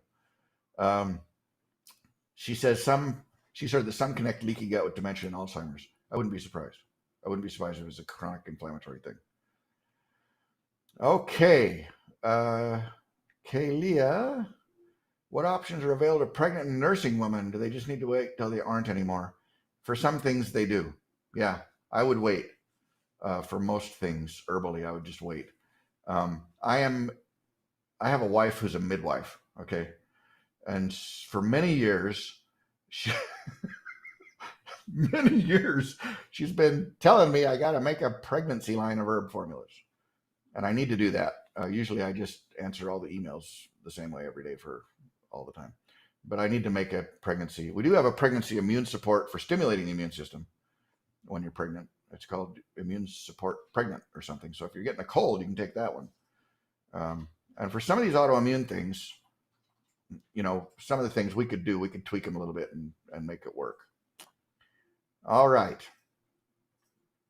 So the backyard herbalist says, can vitiligo be reversed? So vitiligo is an autoimmune disease where the pigment producing cells in your skin don't work. They get killed. So you have white patches on your skin. I don't know if it can be, I've never treated a vitiligo case. I don't know if it can be reversed or not. It might be able to be slowed down. It might be able to be made less irritating, but I don't know if you could, once those cells are dead and gone, I don't know if your body will make new ones or not. I just don't know. And then he says, was it the immune system that killed the melanocytes? Yeah, I think so. And could EBV, Epstein-Barr virus, be responsible for the damage? Very possibly. I don't know. Like I said, I haven't treated a vitiligo case. All right. Juanita Kerr says, rheumatoid arthritis attacked my husband's lungs. Do you have anything for that? Well, yeah, so it's the same thing. It's an autoimmune disease. We're going to treat it the same way. And that joint support formula is really good for your joints, but it's also a really good anti-inflammatory formula for inflammation, right? And so you could use that for the inflammation anywhere in your body. The other thing you might use, we have a formula called respiratory asthma, AZMA, which opens up the airways. Okay, and that might be useful. We have an expectorant formula that might be useful if he's got a lot of buildup of goobers in there and needs to get them out. All right, backyard herbalist. Why is Epstein-Barr so hard to stop and eliminate from the body? Other viruses can be inhibited from replicating by sodium ascorbate or vitamin D or zinc or selenium. Yeah, it's just because herpes viruses are really tough, and they get into your nerve roots and they live there for the rest of your life. There's not been found, to my knowledge, a cure. And if somebody said they had a cure, I would be surpassingly suspicious of that. And I would want to see some real science that said that was true. Because there's a few guys on the internet say, oh yeah, I cured it with whatever. And okay. There's guys on the internet that say things. Okay. All right.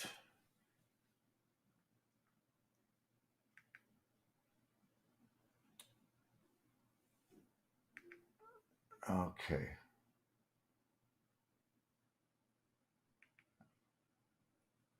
Okay, so Juanita asks, how long do you stay on the elimination diet?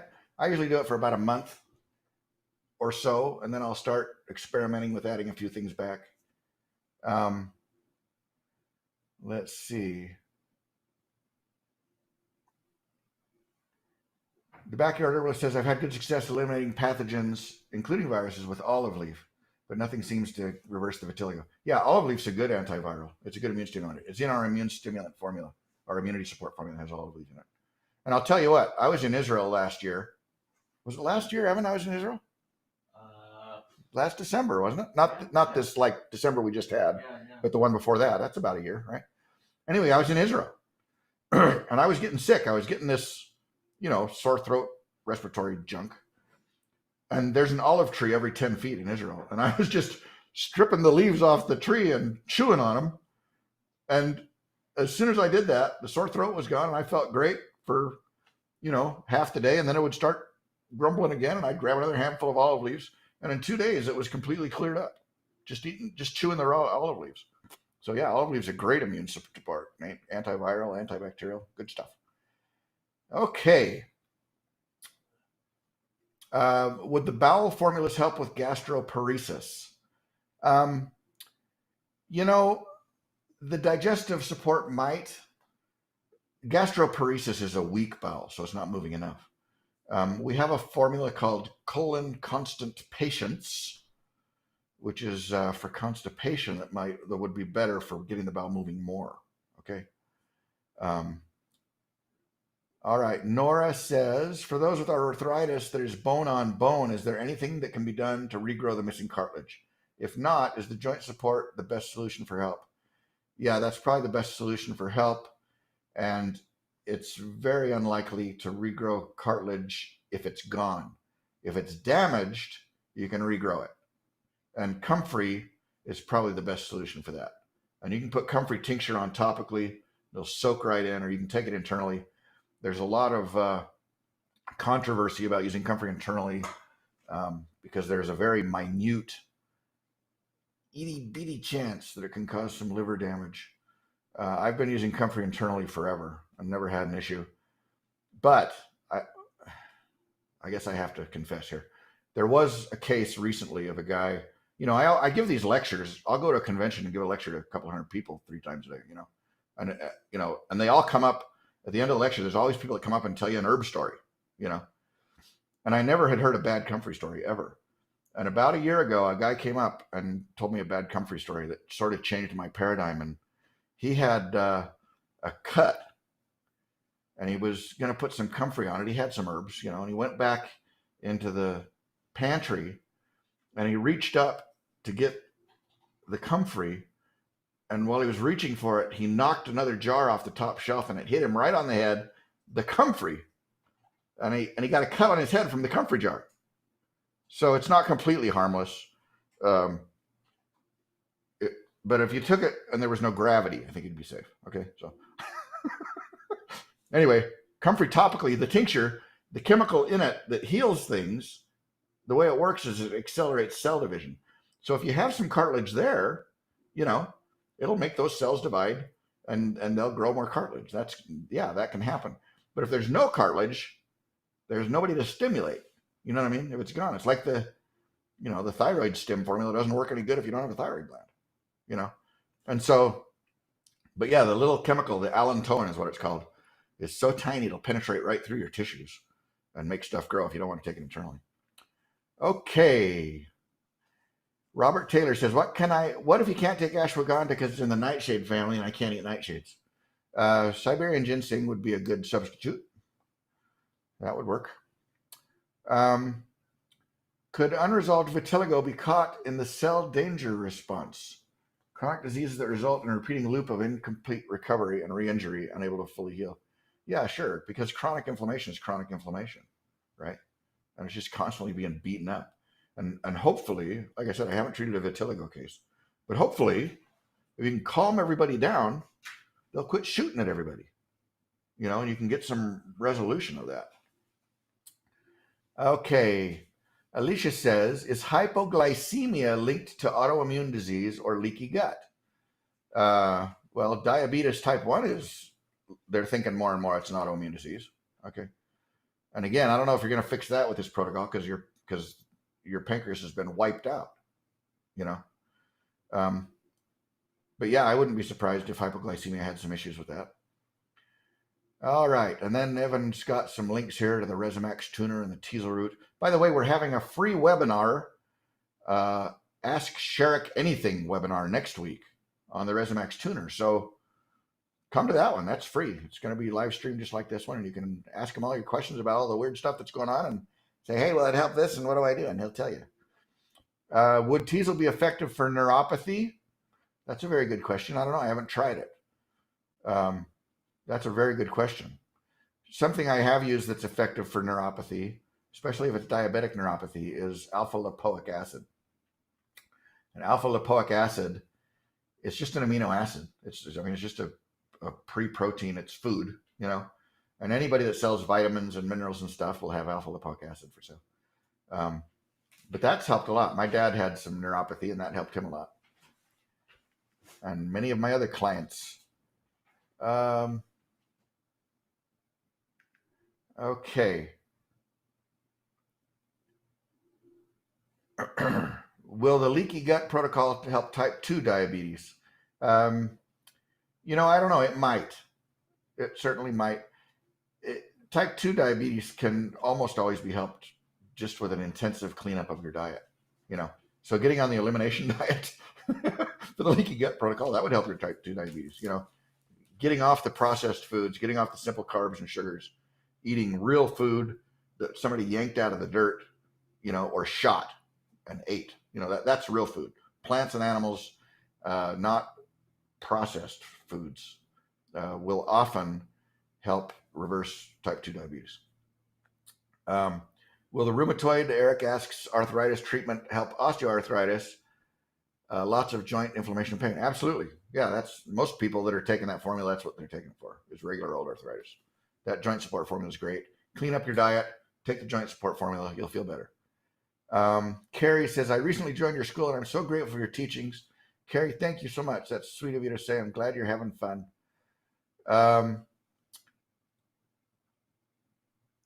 Melody says, Hashimoto's often has a liver complaint. Would you suggest a complete liver cleanse and then treat Hashimoto's and liver separately?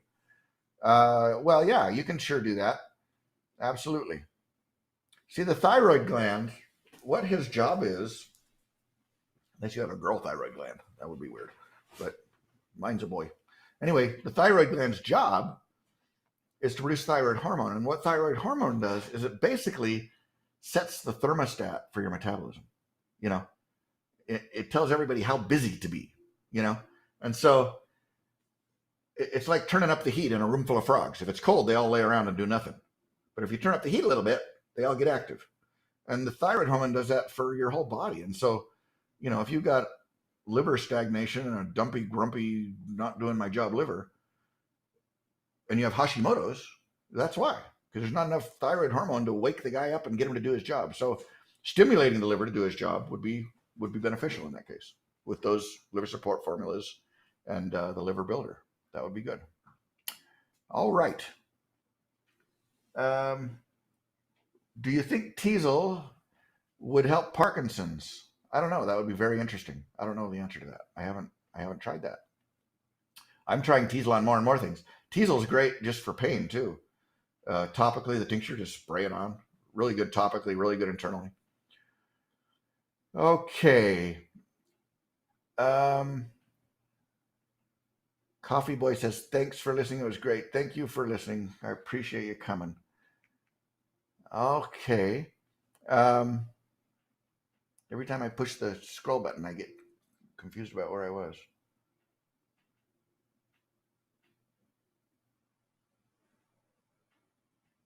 Okay.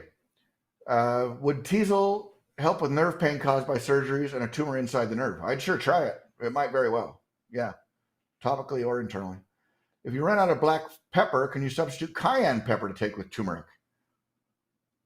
That's a really great question. I have no idea. I've never tried that. I'd stick with the black pepper. I know that one, but I'll look it up.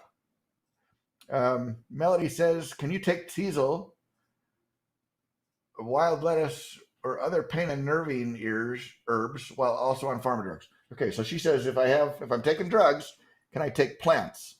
And that's a complicated question. Sometimes, absolutely. Some herbs make the drugs work better, right? Some herbs make the drugs work worse or make it so they don't absorb. Some herbs don't do anything with the drug, and it's okay to take them. I can't answer that question generally. But one of the things I do when we do a personal consultation, there's a link on the website, personal consultation. And one of the things we do is I want to know what drugs you're taking. And we're going to look them all up and make sure that nobody's mad at the teasel I'm going to give you. You know what I mean? So that's one of the things we do in a consult because it takes a long time and it's a lot of work for me. But yeah, so I don't know the answer. It depends what drugs you're on. The Chinese for teasel root is Zhu Duan. There we go. Thank you.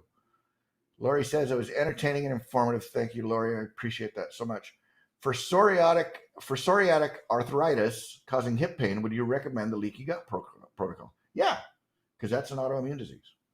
Okay, that's an autoimmune disease. Psoriasis and arthritis, both of those can be not an autoimmune disease, but psoriatic arthritis is an autoimmune disease. So I would sure do that. Jay Lieberman says, do you need a specific percentage of alcohol for different herbs? Is it better to use a higher percent? That's a great question. So vodka is either 80 proof or 100 proof. Okay, so 80 proof is 40% and 100 proof is 50%. The proof is twice the percent. I don't know why they don't just say percent. I don't know. But anyway, either one of those is the same in my opinion. The 80 proof or the 100 proof, get whatever's cheaper. It doesn't matter. Okay. And people often ask me if it's, gluten free and if it's, GMO free and all. I don't think any of that matters with alcohol because you're distilling the alcohol out. All that other bad stuff stays behind in the still, you know. And I've had some employees over the years that were super sensitive to GMO stuff, and they used my herbs and it never bothered them. They used my tinctures that I was buying cheap alcohol for. Okay, so in my opinion, there's no reason to spend the money on the fancy booze. Get the cheap booze. This is not a cultural event; it's a chemical event. Okay, so yeah, either 100 proof or 80 proof is fine. Vodka, and that's a good general tincture menstruum. That's the funky herbalist word for the booze in your tincture is the menstruum, and then the mark is the herb, the menstruum and the mark, right? We make up words like that so we can charge more for herb school, right? I don't use them, but those other guys do, and that's why their schools are more expensive. Anyway, vodka is a great choice because it's basically half water and half alcohol, and every chemical in an herb is either water soluble, it likes to dissolve in water, or it's not, and it's alcohol soluble and likes to dissolve in alcohol. So vodka is great because all the teetotalers are happy and all the boozers are happy, and you get good extraction from everybody. Some herbs I will use Everclear on, and Everclear is like 190 proof or something. There's no water in it. There's two flavors. One's 190 proof and one's 75% instead of 90 something percent. Anyway, there's two strengths of it. It's not legal in all states, but Everclear is super, super concentrated alcohol. And some herbs are not water soluble hardly at all. And usually those are tree saps like frankincense and myrrh, And so, if you're harvesting an herb and you can't wash it off your hands with soap and water because it has no respect for soap and water, that might be one to use Everclear for. But you could still use vodka for them. It'll still preserve them and it'll still extract a lot of it, But if you want absolute complete big extraction of frankincense or myrrh or something like that, then Everclear is a better choice. Okay. All right. Lori says, welcome back. It's inspiring to see you doing well in such a short period of time. Lori, I'm very grateful that, the herbs helped a ton on a lot of the things that were going on with me after I was done. Read the blog article. There's a blog article I wrote about 2 or 3 weeks ago that talked about what I did and why and when. We were just talking about herbs and drugs. You can't combine them sometimes.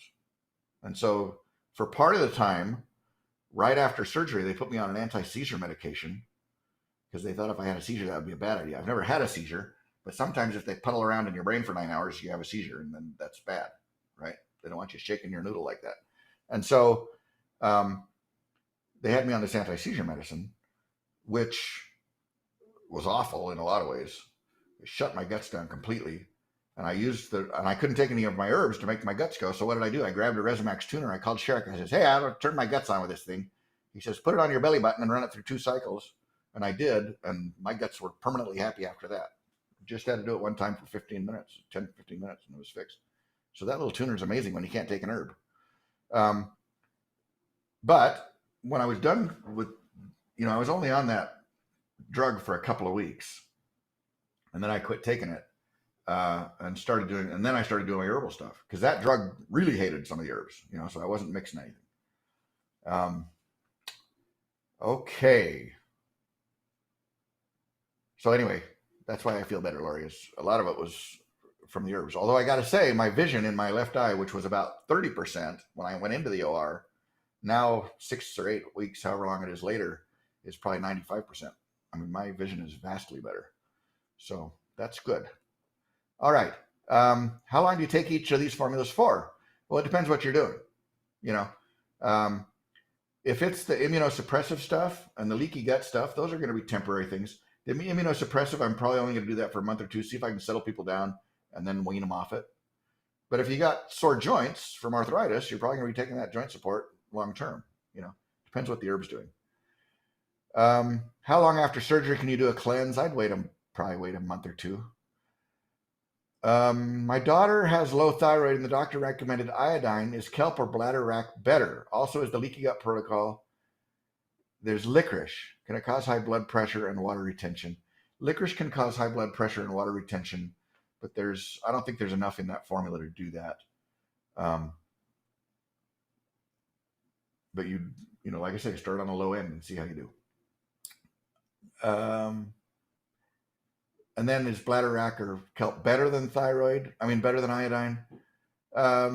It's probably more bioavailable than iodine, and it tastes better, though not much better because it's seaweed. All right. Please speak about yucca. I didn't see it on your product list, but I've heard you say it's like prednisone. Yucca, we have yucca in the store. I put a link. Yeah, there's a link somewhere on here. Anyway, yeah, down below here a little bit. Just type yucca in the search engine. You'll find the tincture. Yucca is an anti-inflammatory. It's a very, very similar to cortisone and prednisone, which are anti-inflammatories. Cortisone is the one your body makes, right? And prednisone is very similar. That's why your body likes it, right? And so it's very similar to those, but it's a much more complex group of chemicals. And so, like I said before, you got the whole package, right?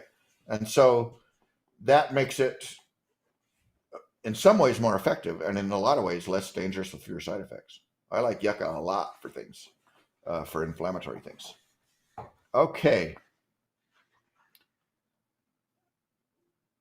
I have severe granuloma annulare, and is that autoimmune and can it be reversed?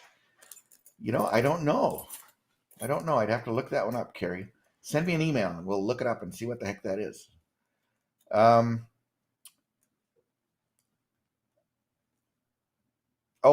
So Kay Clark has a message for the Backyard Herbalist that was asking about the vitiligo. Says there's a homeopathic remedy called Arsenicum album at 200C that can help vitiligo. So there you go. I don't do much homeopathy, but it's a very interesting thing. That's a whole different ballpark. But it works on dogs. Right? You know what homeopathy is, right? Homeopathy is when you take a little drip of something, you put it in a gallon of water, and you shake it and say nice things to it. And then you take a drip of that gallon, and you throw the gallon away. And you put that drop into another gallon of water, and shake it and say nice things to it. And then you take a drop of that and throw it away. And you repeat that, 6 or 8 or 10 times. Till the end, there's none of it. There's none of whatever you were using at all, right? But they say, Hahnemann, who invented homeopathy, said that the spirit of the remedy is there, the energy of the remedy. And, scientifically, that doesn't make any sense. But homeopathic remedies work in dogs, and dogs don't know what a placebo effect is. So something's going on there, all right? But we can talk about that another day, what I think about that. But yeah, I know there are some homeopathics are very effective for some things, and anyway, that's good. It's sort of a complex discipline, and I don't have time to learn it all. So, and the herbs work, so that's what I'm doing. All right. Sherry says, thank you for your time and sharing your expertise and knowledge with us. I'm very grateful for you and the school. So very grateful you're back. Thank you, Sherry. Cheryl, you're sweet. Paul says, I can't eat anything that has processed sugar in it. Raw sugar is okay. Processed sugar gives me diarrhea after about 15 minutes. Could that be a leaky gut problem? Yeah, you bet. Absolutely it could. But processed sugar is really bad for you anyway. Keep eating the raw sugar. All right. Okay, let's see. Backyard Herbalist says, thanks for sharing your knowledge of herbs and physiology. Great webinar. Shirley says, have you had any success with Parkinson's? I haven't really worked with a Parkinson's case. I haven't done anything with Parkinson's. I would guess, first of all, the first thing I would try is the leaky gut thing to see if decreasing inflammation generally helps. But honestly, I don't have an herbal remedy for that or a formula. Okay, thanks for generously sharing your time, resources, and wisdom. So kind of you to share your formulas. Well, I'm happy to share, Colleen. All right. Is the store open on Saturdays for walk-ins? No. Oh, that's Cheryl. I know what Cheryl that is. I know what the OK is now. All right. No, but sometimes if you call Lucy, she'll come out. She lives right here. Um, Thanks, Melody says, for all you do for all of us. I recently started your school of botanical medicine. I'm loving it. I have almost 2,000 students in the school, and I've never once had anybody say, well, that was dumb. I want my money back.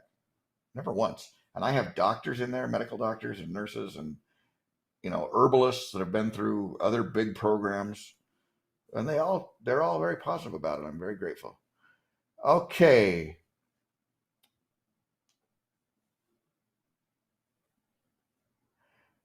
Okay, so Gopherus says, I heard somewhere that when you use ALA, which is alpha lipoic acid, for neuropathy, you can add selenium and milk thistle. Yeah, that'd be great.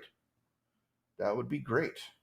Selenium helps that kind of thing, and milk thistle makes your liver happy and does all kinds of other good stuff. Okay, when you're doing the elimination protocol, William says, or the leaky gut protocol, can you continue taking dandelion and nettle tinctures? Yeah, I wouldn't worry about those two. That's probably okay. What setting did you use in the navel on the Resimax? I don't remember. I don't remember. My brain was hardly working at all that day. I just did what the nice man said. We'll ask him on Friday. Come to the free Resimax webinar and we'll ask him what it was. I should probably write that down. But yeah, I'd only been out of the hospital for a few days. Okay. All right. So that's all the questions. If your question didn't get answered because I don't know how to do the scrolling, send me an email. I'd be delighted to answer it. Or if you're watching this a week from now because you live in Norway or somewhere, I have some students from Europe that said we're going to be able to watch it later, right? Because we live in Europe and it's going to be 3 a.m. I've got students all over Europe and Africa and Australia and everywhere, South America, Central America. Anyway, so not everybody's in the mountain time zone, which is silly because it's a good time zone. You ought to try it. But anyway, all right. Marty says, I've been experiencing what seems to be muscle spasms in my right hip joint, but I don't know what's causing it. Yeah, so if you're having muscle spasms, it could be 2 things. It could be a little nerve that's getting pinched, right? Then the muscles, see, because what muscle spasms are for is to make a splint, right? Your body's saying, oh, it's bad when that moved. Let's make it so it doesn't move anymore. And they all cramp up and hold the dang thing still, right? And so, and sometimes that hurts worse than the dumb little thing that made them spasm, right? So it could be a little nerve pinch. If that's the case, then Rest Easy might get to the root of that and make it better. Teasel might. Chiropractor might, or a naturopathist, if you know one of those, that's even better.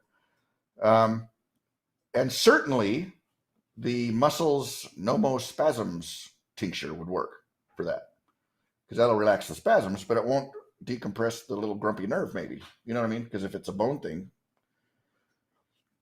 that's a different problem. So you might need to do something about that, either with an adjustment or with, or if it's just the nerve got pinched and is mad and nothing's bothering him today, try some Rest Easy or some Teasel topically or internally. But the no more spasms topically and internally would be a fix for the symptom. Okay, Megan says, thanks for doing this. Excellent information.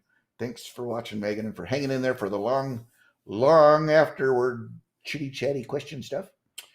Anyway, I'm Dr. Patrick Jones from the Homegrown Herbalist School of Botanical Medicine. And tune in next week for that free Resimax tuner thing. That'll be fun. Or if you're watching this, 6 years from now, just go to my YouTube channel and it'll be there. And anyway, thanks for watching. Thanks for your support. Thanks for all your prayers and kindness while I was getting my noodle fixed. I really appreciate and love all of you. And Dr. Patrick Jones from the Homegrown Herbalist School of Botanical Medicine. Good night. Take care and feel good.